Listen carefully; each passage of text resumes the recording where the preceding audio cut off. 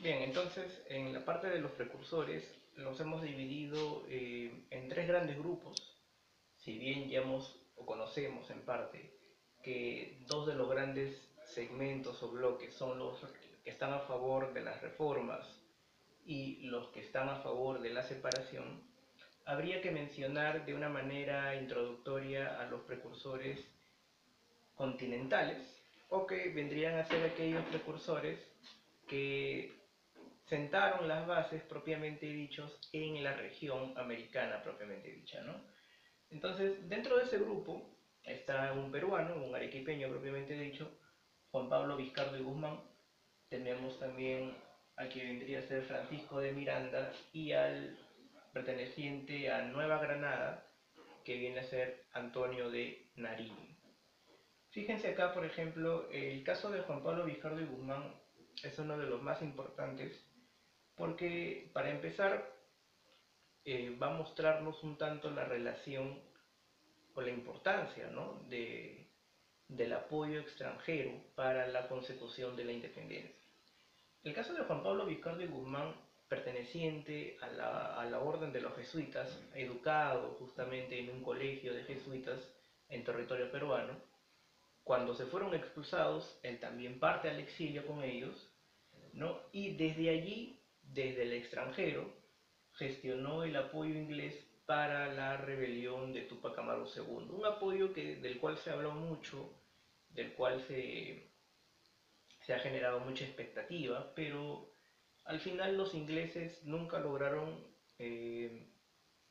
digamos, ¿no?, brindar una participación directa en cuanto a armamento, en cuanto a tropas. Siempre quedó en una posibilidad y buscaron en todo caso mermar la débil política española, ¿no?, a través de rebeliones, más no con una participación directa que le generase pues problemas.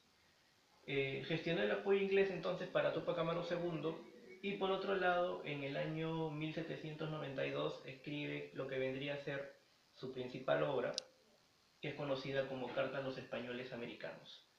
Este texto, que justamente nace celebrando, ¿no?, o conmemorando en todo caso una fecha más de lo que vendría a ser el descubrimiento de América, es un texto con un marcado carácter separatista.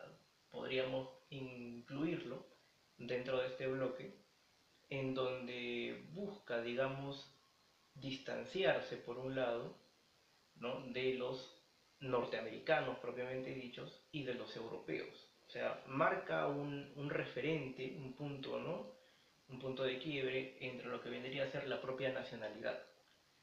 Si bien ellos son criollos, hijos de españoles, marcan una identidad, marcan, digamos, ¿no?, un límite entre lo que vendría a ser la descendencia, digamos, por parte de sus padres y el territorio al cual pertenecen. Entonces, bajo esa premisa, la Carta a los Españoles Americanos es un texto que también habla sobre el papel de los criollos en territorio americano. Son ellos quienes deben tomar las decisiones, son ellos quienes deben tener ese derecho a voto, ese derecho a elección, separándose pues justamente de lo que vendría a ser la metrópoli y marcando distancia también de lo que vendrían a ser los propios norteamericanos, ¿no?, que si bien compartimos de repente la zona geográfica, no son, digamos, ideológicamente, ni en lengua ni en cultura, formando parte pues de, ¿no?, de nuestro territorio. El caso de Francisco de Miranda también es un caso importante, sobre todo en cuanto a figura y con un gran papel pues de influencia, ¿no? El caso de Francisco de Miranda, por ejemplo, es especial porque es uno de los pocos precursores que participa activamente de dos eventos históricos, ¿no? Participó por un lado en la independencia de los Estados Unidos y también participó directamente en la Revolución Francesa, bajo los ideales, pues, ¿no?, ya mencionados anteriormente. Eh, Tuvo una labor importante en cuanto a traducción y en cuanto a difusión de lo que es la carta de Juan Pablo Vizcardo y Guzmán. Aquí un detalle y un paréntesis, por ejemplo, uno de los límites O una de las limitaciones que uno puede encontrar en este tipo de precursores son dos cosas. Primero, la mayoría, por no decir todos, son criollos y segundo, ¿no? Pertenecen a una élite. No son personas cercanas al pueblo, no son personas de bajos recursos o personas pobres, por decirlo así, son personas con educación y la gran mayoría tiene, pues, digamos, un acceso a estos círculos culturales en donde la lengua que se maneja, en todo caso, o es el francés o es el inglés. Este es algo bastante importante de mencionar. No vamos a encontrar una carta de españoles americanos escritos pues en español, ¿no? Entonces, cuando hablamos de traducción y hablamos de difusión, hablamos de que se imprime y se traduce en lenguas extranjeras. Se traduce, por ejemplo, en francés, se traduce, por ejemplo, en inglés, y es a través de esos círculos culturales de donde empiezan a irradiarse dichas ideas, pues, de separación, ¿no? Entonces, la labor de traducción y de difusión va a ser importante también porque estos textos van a encontrarse con un carácter prohibido. No van a ser aceptados, no van a circular, al menos en territorio peruano, de una manera pues oficial, no van a circular con el aval del rey, sino todo lo contrario, van a ser textos pues, digamos, ¿no? Duramente criticados y obviamente van a ser prohibidos. No puede, bajo la ley de imprenta de la época, no se puede publicar un libro de esa magnitud porque se considera pues una traición al rey de España. Entonces, otro detalle también importante, además de la traducción y difusión de estas obras, es que en Londres, ¿no?, que es otro de los círculos en donde este grupo frecuentaba, es imposible hablar pues de este grupo paseando libremente por las calles de América, pues, ¿no?, si no hubieran sido rápidamente detenidos, como fue muchas veces los casos, ¿no?, el de Francisco de Miranda. En Londres se funda la logia conocida como Gran Reunión Americana. Una logia es un grupo con un carácter, por ejemplo, en la toma de decisiones, sobre todo decisiones que implican, ¿no?, el futuro de una nación. Y en esta logia, por ejemplo, o en este grupo, lo que se busca es discutir estas ideas.